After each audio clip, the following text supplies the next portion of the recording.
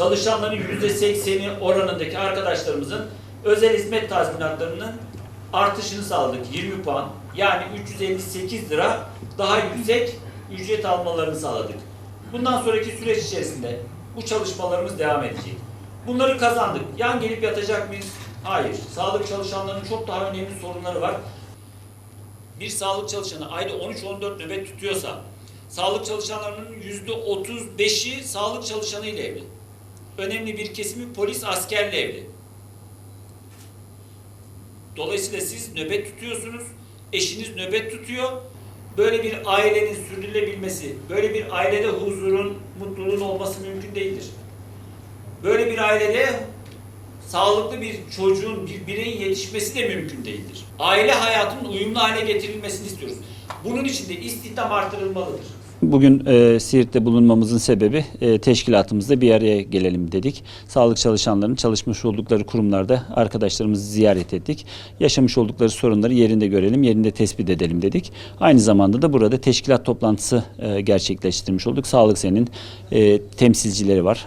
İş yerlerinde çalışan arkadaşlarımız, temsilcilerimiz var. Onlarla da bir araya geldik. Toplu sözleşme sürecinde elde etmiş olduğumuz kazanımları arkadaşlarımıza paylaştık, onlara anlattık. Sağlık çalışanlarının önemli sorunlarına toplu sözleşme sürecinde biz çözüm ürettik. Ve bu kazanımlarımızı da arkadaşlarımıza anlattık ki arkadaşlarımız bunları çalışanlara anlatsınlar ve üyelerimizi arttırmış olalım istedik. Aynı zamanda da sağlık çalışanlarının başka sorunları da var. Onları da burada kürseden önümüzdeki süreç içerisinde hangi sorunlara yönelik ne çalışmaları yapacağımızı da arkadaşlarımıza anlatmış olduk. Hem kazanımlarımızı anlatmış olduk, hem önümüzdeki yol haritasıyla alakalı da arkadaşlarımıza bilgi vermiş olduk. Burada biz sağlık çalışanlarının özellikle ek ödemelerinin %20 oranında artırılmasını sağladık ki bu sağlık çalışanlarının çok ciddi manada gelirlerinde bir artış olmuş oldu. Bugün bir sağlık çalışanı bugünkü almış olduğu maaşla beraber bu toplu sözleşmenin neticesinde alacak olmuş olduğu maaş arasında %41 oranında zam elde etmiş olduk. En az ve en yalın haliyle %41 oranında zam elde etmiş olduk. Bu çalışanlarımızın ekonomik refah seviyesini bir nebze olsun yükseltebilmek, pandemi sürecinde yapmış oldukları çalışmaların, fedakarlığın karşılığını bir nebze verebilmek için yapmış olduğumuz çalışmaydı. Elbette ki bundan sonraki süreçle alakalı biz sağlıkta şiddetin ortadan kaldırılmasını istiyoruz.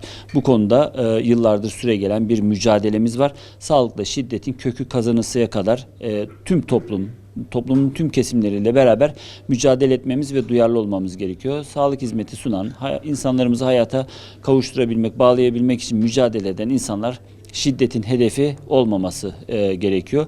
Bir diğeri aynı zamanda sağlık çalışanları tıbbi müdahale sonucunda vatandaş zarar gördüğünde tazminata mahkum ediliyor.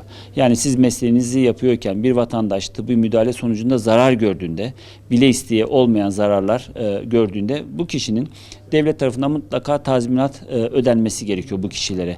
Bizim itiraz ettiğimiz nokta ise bu tazminatın sağlık çalışanlarından rücu edilmesidir.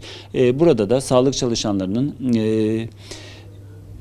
ceza davalarından yargılanıp beraat etmiş olmasına rağmen adli tıp kurumundan defaten hemşirenin herhangi bir suçu kusuru yoktur, bu bir komplikasyondur demiş olmasına rağmen aynı zamanda da Sağlık Bakanlığı'nın enjeksiyon için onam koduna gerek yoktur, enjeksiyon ameliyat işlemlerinden değildir demiş olmasına rağmen hemşire arkadaşlarımızın, sağlık memuru arkadaşlarımızın binlerce, yüz binlerce liralık tazminatlara mahkum ediliyor.